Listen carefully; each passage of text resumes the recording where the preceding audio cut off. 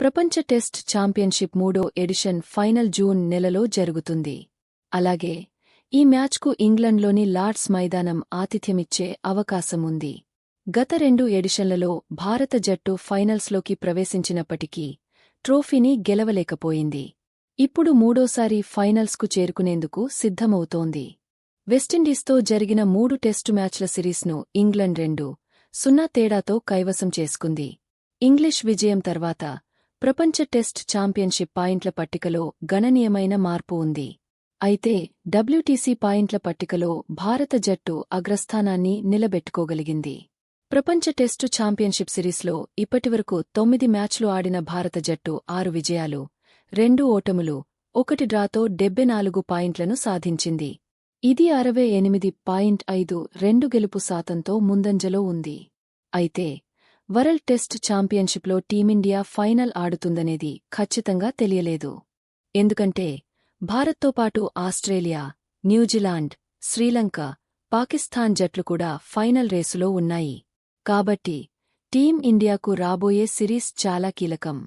ఎందుకంటే వచ్చే 2 సిరీస్ల ద్వారా భారత జట్టు ప్రపంచ టెస్టు ఛాంపియన్షిప్లో ఫైనల్కు చేరుకునేలా చూసుకోవచ్చు. భారత్ ఫైనల్ చేరాలంటే ఎన్ని మ్యాచ్లు గెలవాలి? ప్రపంచ టెస్టు ఛాంపియన్షిప్లో భారత జట్టు నేరుగా ఫైనల్కు చేరాలంటే తదుపరి 3 సిరీస్లలో 2 గెలిస్తే సరిపోతుంది. ఇక్కడ భారత్కు బంగ్లాదేశ్, న్యూజిలాండ్, ఆస్ట్రేలియా ప్రత్యర్థులు. న్యూజిలాండ్తో టీమిండియా 3 టెస్టు మ్యాచ్ల సిరీస్ ఆడనుంది.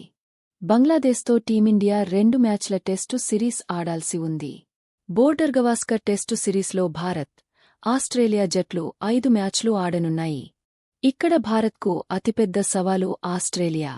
కాబట్టి ఈ సిరీస్కు ముందు న్యూజిలాండ్, బంగ్లాదేశ్లతో జరిగే అన్ని మ్యాచ్లు గెలిస్తే చాలు. దీని ద్వారా టీమిండియా ప్రపంచ టెస్టు ఛాంపియన్షిప్కు బాటలు వేసుకోవచ్చు. అలాగే రాబోయే 10 టెస్టుల్లో టీమిండియా 6 నుంచి 7 మ్యాచ్లు గెలిచినా వరల్డ్ టెస్ట్ ఛాంపియన్షిప్లో ఫైనల్ ఆడడం ఖాయం. బంగ్లాదేశ్, న్యూజిలాండ్లతో స్వదేశంలో జరిగే 5 టెస్టుల్లో భారత్ గెలిస్తే ఆస్ట్రేలియాతో సిరీస్లో ఒత్తిడి ఉండదు.